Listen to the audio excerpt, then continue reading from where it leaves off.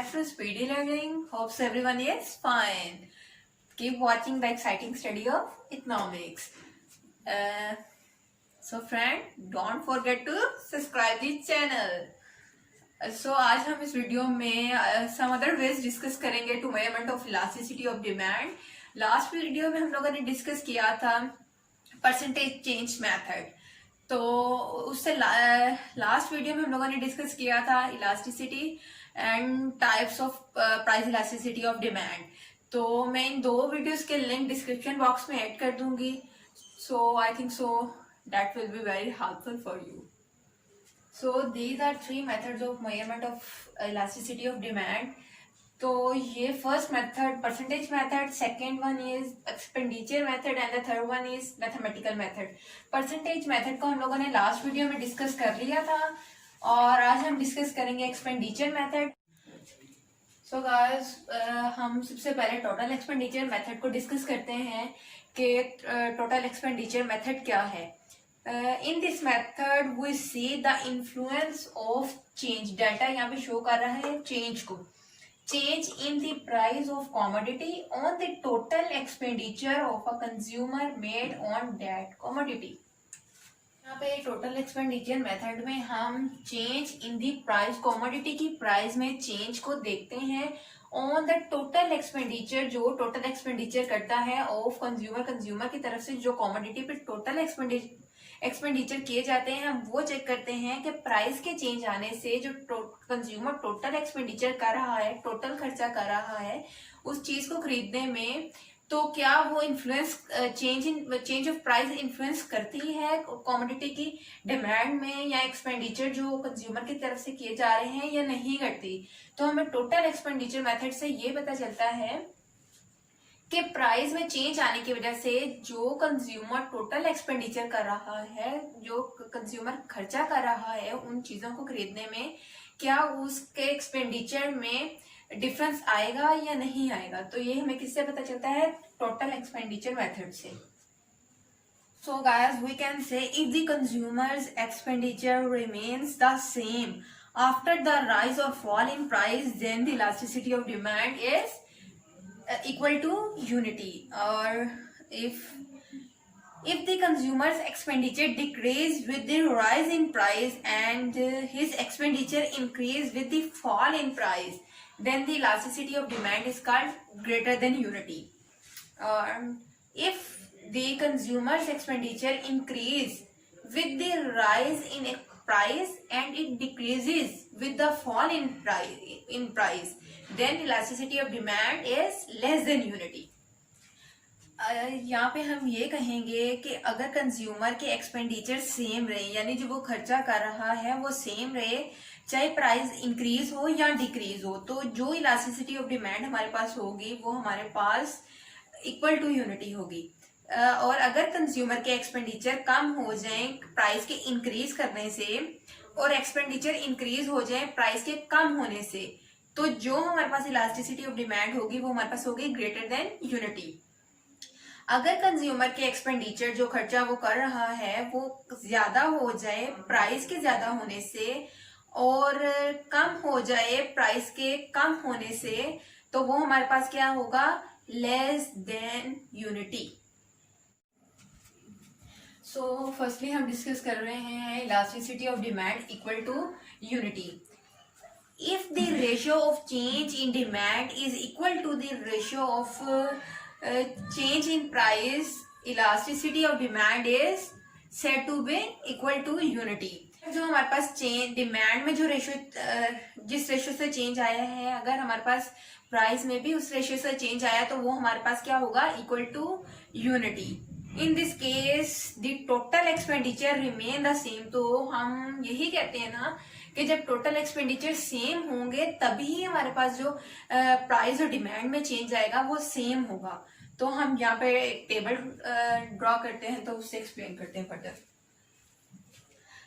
This table shows that the ratio of change in price and demand is the same and the total expenditure remains constant.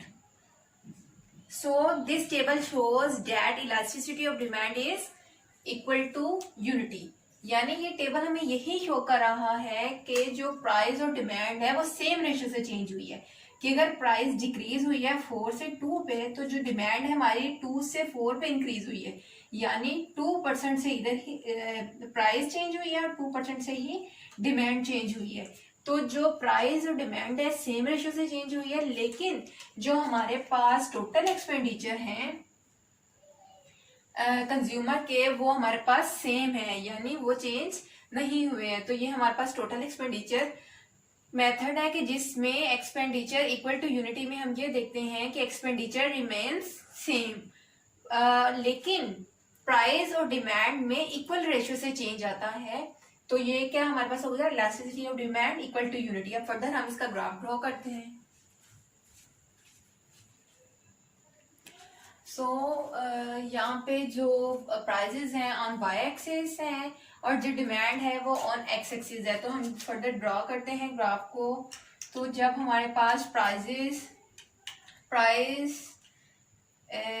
4 rupees, then the commodity demanded is 2, तो determinant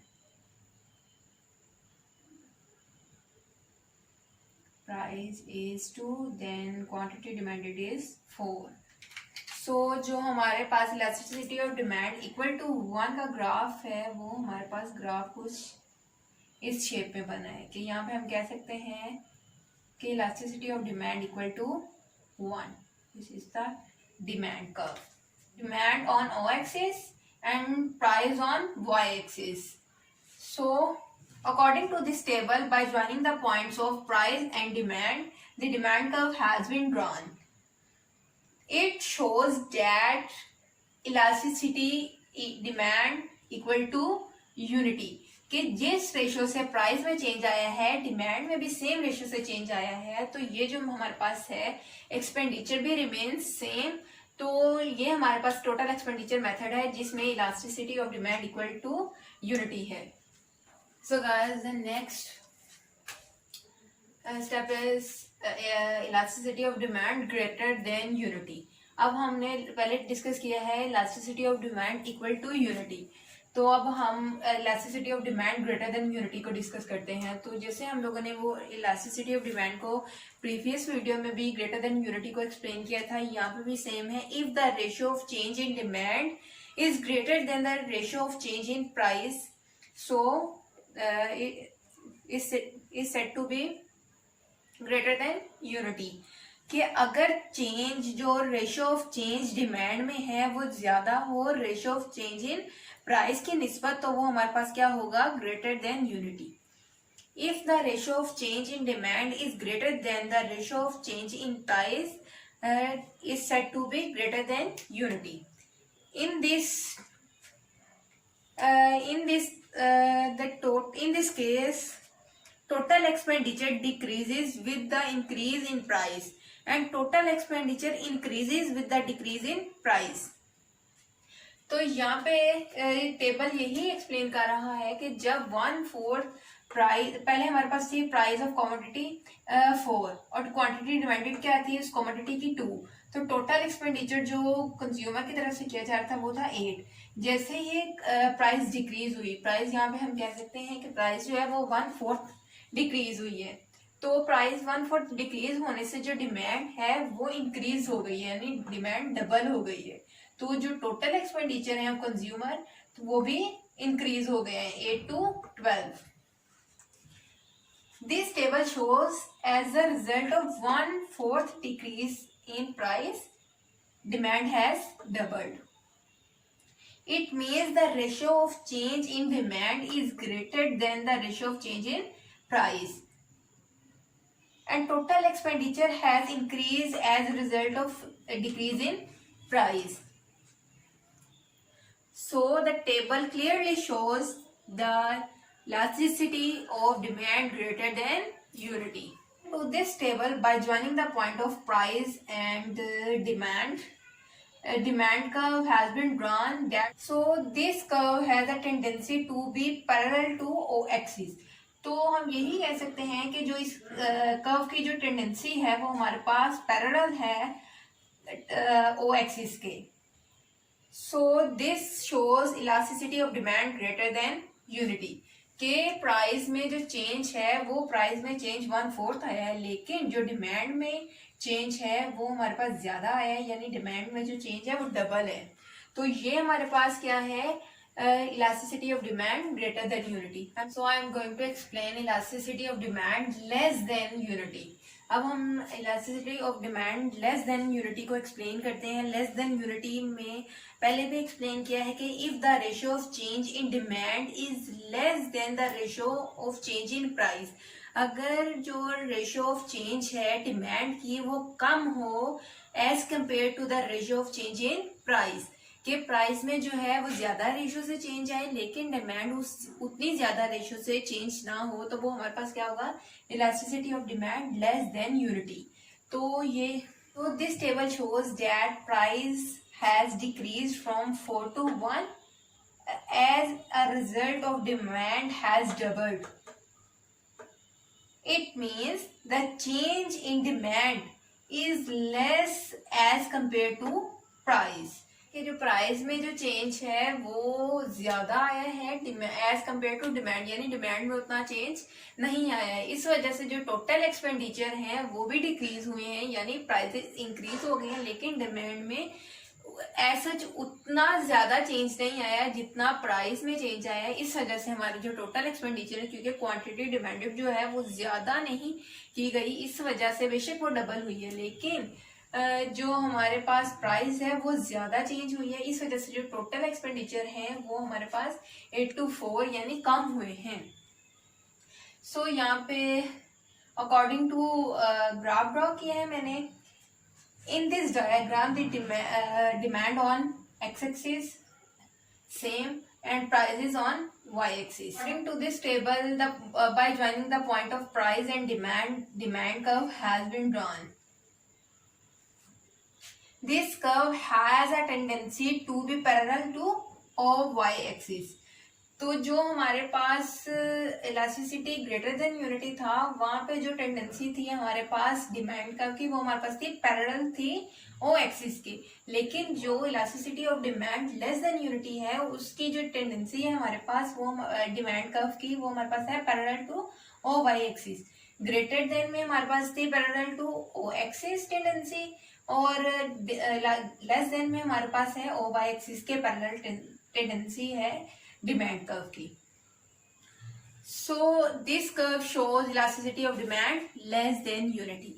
सो हम लोगों ने पहले explain किया है equal to unity को, जिसमें total expenditure same रहते हैं. फिर हम लोगों ने डिस्कस किया ग्रेटर देन यूनिटी में, जिसमें जो डिमांड है वो जो प्राइस में चेंज है वो कम आता है, लेकिन जो डिमांड में चेंज आता है वो डबल होता है, जिसकी वजह से जो टोटल एक्सपेंडिचर होते हैं वो हमारे इंक्रीज हो जाते हैं. और ये जो थर्ड है यहाँ पे हम लोगों ने एक्सप्लेन लेस देन यूनिटी में एक्सप्लेन किया है कि जो प्राइसेस हैं वो ज्यादा चेंज हुई है लेकिन डिमांड में ज्यादा चेंज नहीं आया है, जिसकी वजह से जो टोटल एक्सपेंडिचर हमारे पास है वो टोटल एक्सपेंडिचर हमारे पास डिक्रीज हुए हैं. ये डिफरेंस था टोटल एक्सपेंडिचर मेथड में, equal to unity, less than unity, more than unity. So guys, don't forget to subscribe the channel and like the videos. Till then, take care. Allah Hafiz.